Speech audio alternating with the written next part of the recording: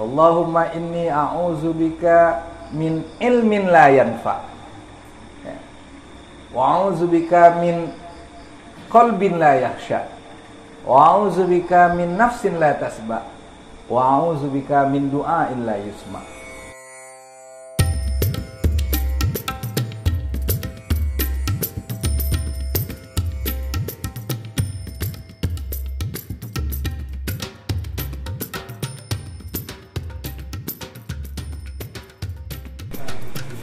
Assalamualaikum warahmatullahi wabarakatuh.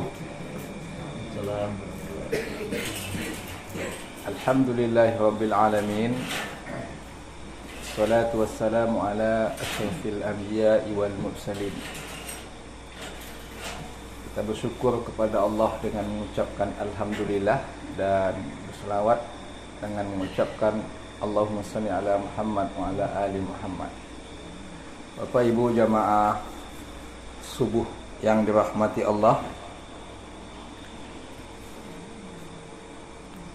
kembali kita lanjutkan kultum subuh ini.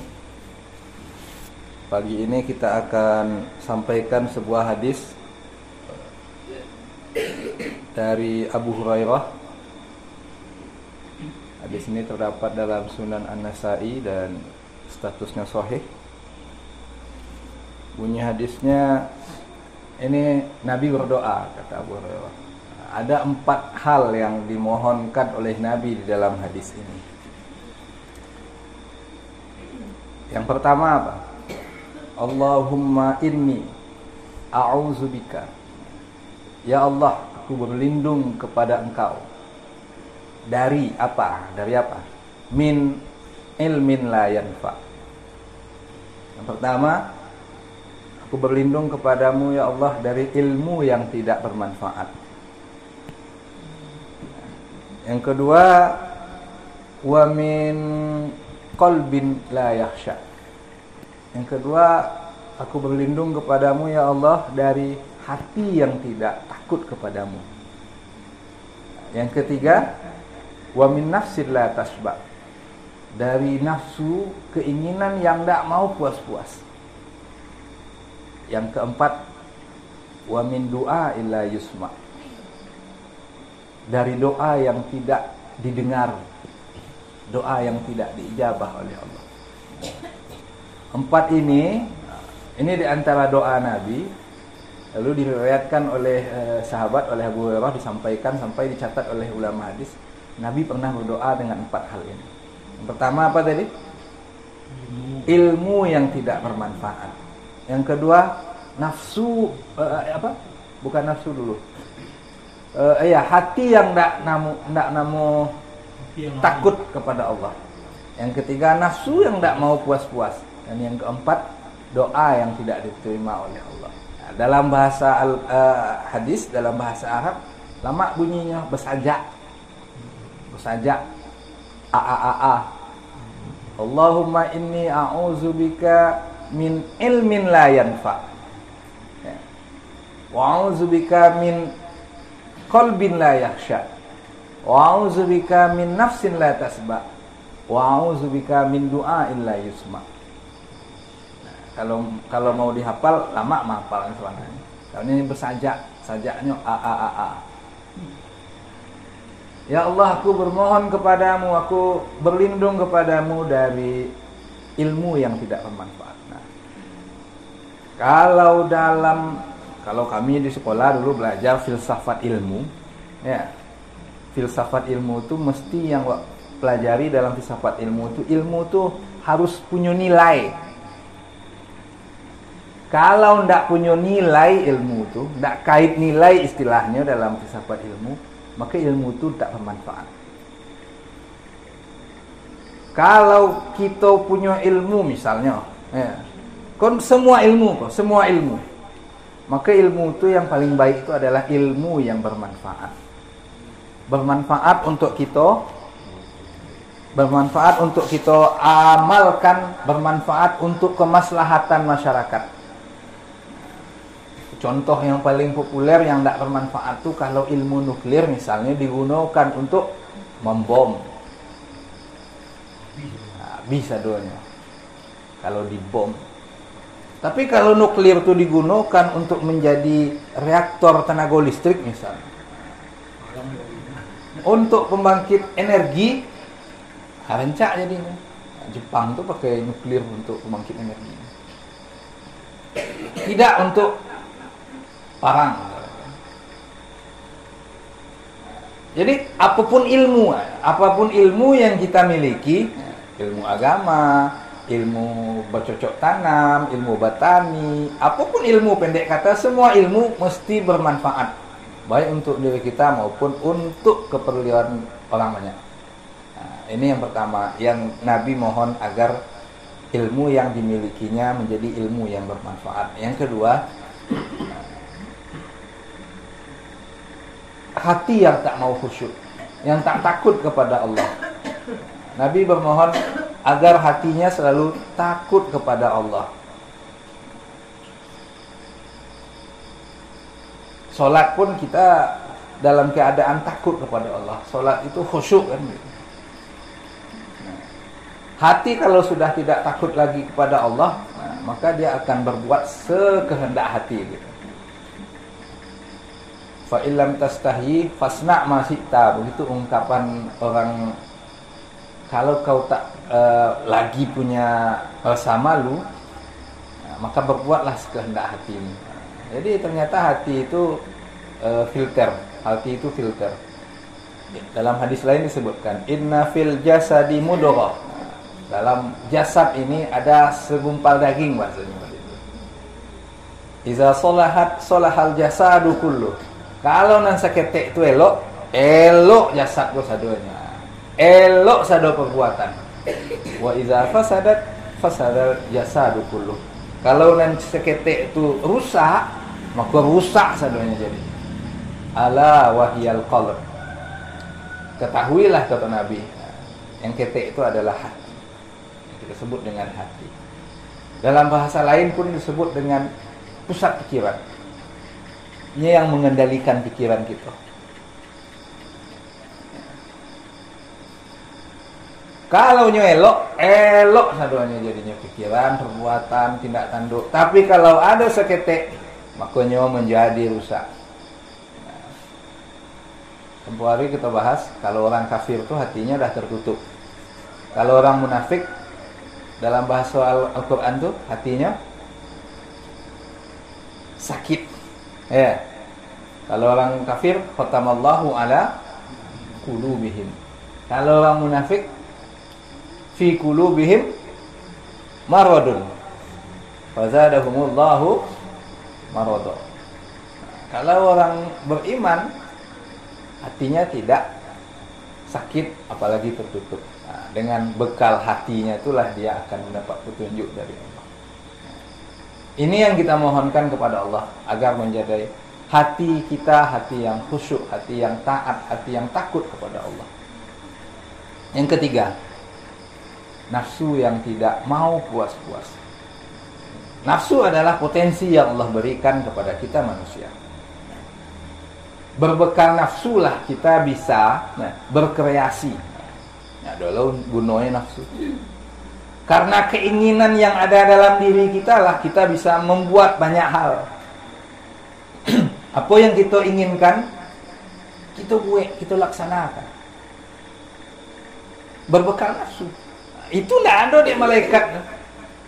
Sehingga malaikat tuh, jika A kata Tuhan, yo A katanya. Jika diperintahkan oleh Allah, laksanakan. Dan karena tak ada nafsu, malaikat juga la ya'sunallaha ma amarahum wa yaf'aluna ma yu'marun. Malaikat tak pernah berbuat dosa kepada Allah, tak pernah berbuat maksiat kepada Allah, dan sebaliknya justru melakukan semua yang diperintahkan oleh Allah. Nah, sayang manusia kalau nafsu kau nyoba turian, tak ada filter agama, maka memperturutkan nafsu, tak tersudah-sudah dek nafsu. Inilah yang diajarkan oleh Nabi doa, min nafsin la tasbah. Ya Allah, aku berlindung kepadamu ya Allah dari nafsu yang tak mau puas-puas. Tak puas-puas. Jadi disampaikan, kalaulah manusia itu diberi dua lembah, nyo akan minta lembah yang ketiga. Macam itu. Ada sebuah cerita disampaikan oleh pujangga Rusia abad 19, Leo Tolstoy. Jadi ini seorang sastrawan. Dalam novelnya sampaikan sebuah kisah yang sangat inspiratif. Ada seorang dermawan katanya. Ada seorang dermawan yang punya banyak harta, dia punya banyak tanah yang lawe. Lalu nyagihan ke seseorang, "Wahai tuan, saya berikan tuan tanah. Ambillah sebanyak tuan sanggup. Tapi syaratnya, mulai dari tuan berjalan sampai nanti di mana tuan sanggup berjalan, lalu balik lagi ke tampek mulai dari pertama sampai di situ, ambillah tanah tu. Mulai tuan berjalan dari situ, misalnya tarik ke barat, maka sampai di mana nanti di barat tu, tuan tandon di situ, beko balik tuan kemari balik. Sebelum sore, sebelum malam dah sampai tuan di situ balik. Karena jauh perjalanan, bawalah bekal kaciknya, kacik dermawan tadi kepada orang yang nyagih tanah. Kebetulan yang nyagih tanah tadi itu memang rakus, tamak, nafsunya nak namuh puas. Kau contoh itu, contoh nafsu yang nak namuh puas. Siap, ambo pai. Tapi syaratnya ingat tadi itu, sore harus balik siko balik. Tapi kalau nak balik siko balik, ayo nak jadi dapat sebanyak dari awal.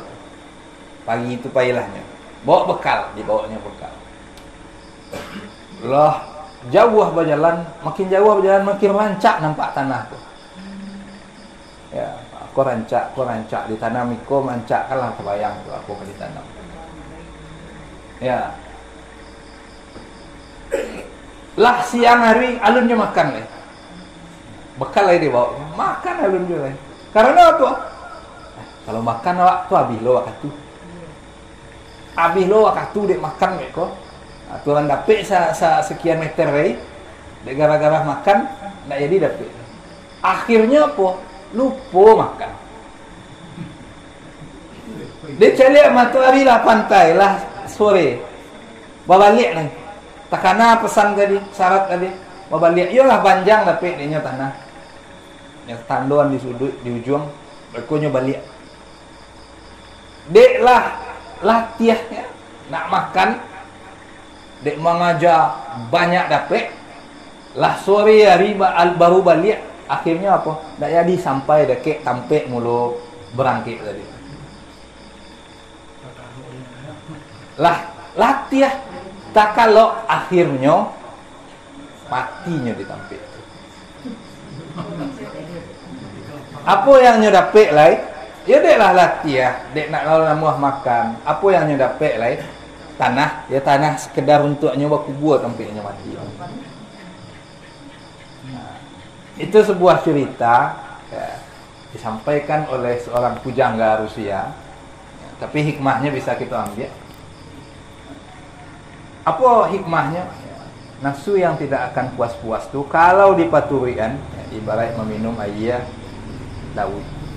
Dah hilang awi tu. Maka inilah yang dimohonkan oleh Nabi kepada Allah, karena memang manusia diberikan oleh Allah potensi nafsu. Berbekal potensi nafsu lah manusia bisa jadi khalifah Allah di muka bumi. Malaikat tak bisa. Itu yang ketiga. Min nafsin la tasba. Dari nafsu yang tak mau puas-puas. Yang terakhir, min du'ain la yusma. Allahumma inni a'udzubika min du'ain la yusma. Aku bermohon kepadamu ya Allah, berlindung kepadamu ya Allah dari doa yang tidak diijabah. Dalam riwayat lain, min du'ain la yustajabulah. Doa yang tidak dikabulkan oleh Allah. Nah, dah panik dek berdoa, ya, tapi doa kita tak dikabulkan oleh Allah. Patang kita bahas, patang cek lain ya, kita bahas. Di antara penyebab doa kita tidak dikabulkan oleh Allah apa? Makanan kita makanan haram, minuman kita minuman haram, pakaian yang kita pakai pun haram. Kita dibesarkan apa yang kita pakai, apa yang kita gunakan ada unsur-unsur yang haram. Maka oleh karena itu, agar doa kita diijabah oleh Allah, kita mohonkan kepada Allah, ya, agar doa kita diijabah, ya, didengar oleh Allah. Sekaligus kita hindari di antara penyebab-penyebab doa tidak dikabulkan oleh Allah. Kalaulah ada selama kita mohon ampun kepada Allah, sehingga apa yang kalau ada selama ya, yang haram kita mohon ampun kepada Allah, dan ke depan kita beriktikad tidak berbuat yang demikian. Ya, ini saja kita sampaikan. Hadanallahu wa iyyakum ajma'in. Terima kasih atas perhatian, mohon maaf atas kesalahan. Billahi taufik wal hidayah wal ridha wal inayah. Wassalamualaikum warahmatullahi wabarakatuh.